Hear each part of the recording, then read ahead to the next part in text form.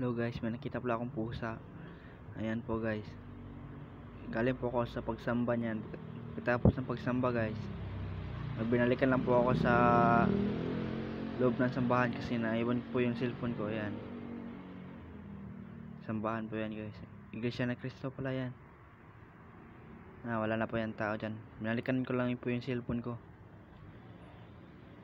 Ayan. Pag uwi ko guys, dinala ko siya kasi kawawa naman. Baka masagasaan siya. Ayan. Pagkatapos yan guys, yan, pinapakilala ko po niya sa iba. Ano kaya pwede pa pangalan nito guys? Mag-comment kayo guys kung ano pwede pangalan natin. At agad-agad po akong kumuha ng lagayan ng pagkain niya. Ayan, lagyan ko ng kanin. May kunting kanin pang natira. Ulam pala niya guys, sabaw ng humba, mantika. Ayan, binigay ko pa sa kanya. Hindi ko po alam guys na ayaw pala niyang ganyang pagkain. Ayan, ayaw niya. At may paksiw po kami doon. Kumuha ako ng ulo. Ayan, sinubukan ko kung kakain mo siya ng paksiw, isda. Ayan, pagbalik ko yun, nasa baba na pala, tumalon. Ayan, at binalik ko siya sa taas. Binigay ko pa yung ulo at pinisil ko. Ayan.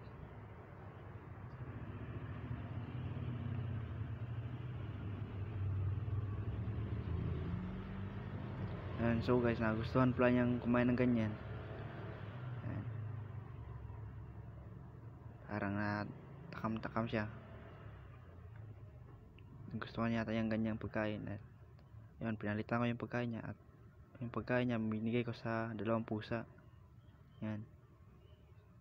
Kumuha ko ng ibang pagkain niya. At naging ang binigay ko po pala yung ulam, paksiw na. Kasi may kunting natira eh. Yan. Nilagyan ko ng kunting sabaw at laman. Buti may natira pa. Tinalo ko yan sa kanin. Kagad ko yung binigay sa kanya. Yan.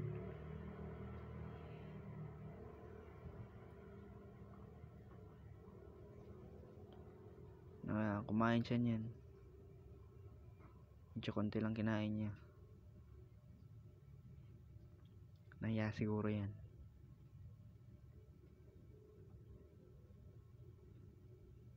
Tapos siya kumain.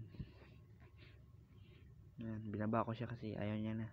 Ipapakilala ko muna siya sa isa kong pusa. Yan, si Simba. Binigay ko yung pagkain sa kanila. Yun, inamoy-amoy niya. Haba ng tinga oh.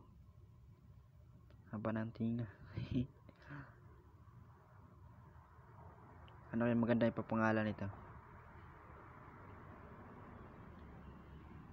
Ito yan, pinapakilala ko kay Simba. Tignan nyo anong reaction ni Simba mamaya.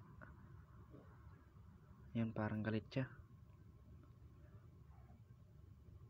Di pa sila bati. At ayaw nilang kumain at nilipit ko na lang. At salamat pala guys sa pagpapanood.